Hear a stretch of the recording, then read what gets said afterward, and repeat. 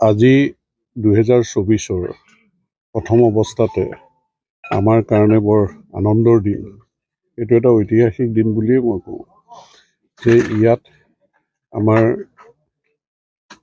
Forest ডিপাৰ্টমেণ্টৰ ফালৰ পৰা ডিঅফঅ ডাঙৰীয়াই লগতে ফৰেষ্ট ডিপাৰ্টমেণ্টৰ বিষয়া কৰ্মচাৰী সকলোৱে লগ হৈ আজি দিনটোত যিখিনি আয়োজন কৰিছে আৰু লগতে আমাৰ TSAৰ জৰিয়তে কাছ সংৰক্ষণৰ ক্ষেত্ৰত তেওঁলোকে NGOটোৱে যিখিনি কাম কাজ কৰি আছিল, আজি আমি ইয়াত ৰৌমাৰী বিলত 10টিকৈ কাছ জুলাই মাহত জন্ম হোৱা কাছ আমি এৰিবলৈ সক্ষম হৈছোঁ। তেওঁলোকে 150 কাছ জন্ম দিছে।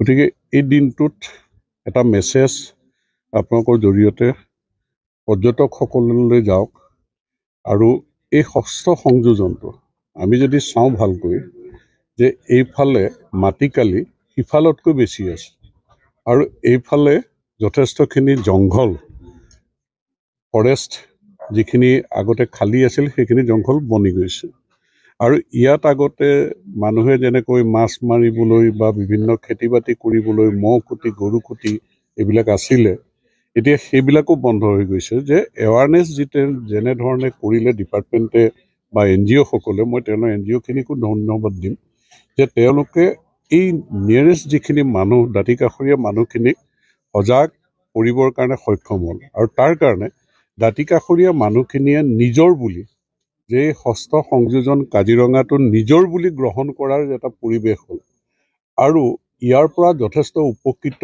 যে এই মানুহখিনিও হ'ব, তেওঁলোকেও হৃদয়ংগম কৰিব পৰাকৈ তেওঁলোকে জ্ঞান আহৰণ কৰিছে।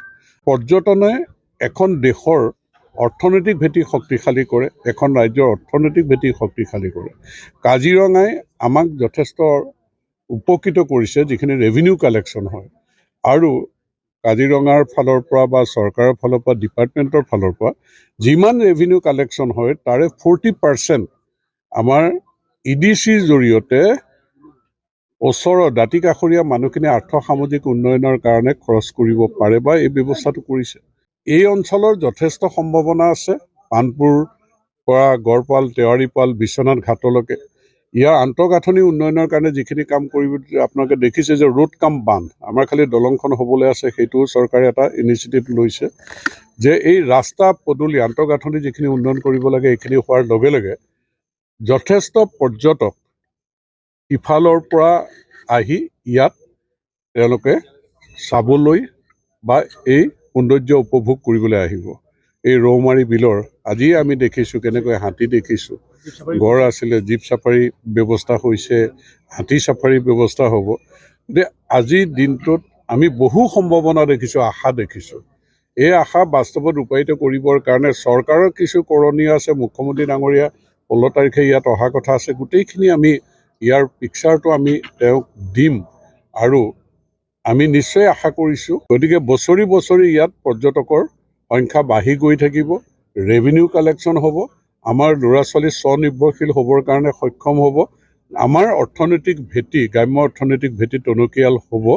এই আশা আজিৰ দিনটোত কৰিছোঁ।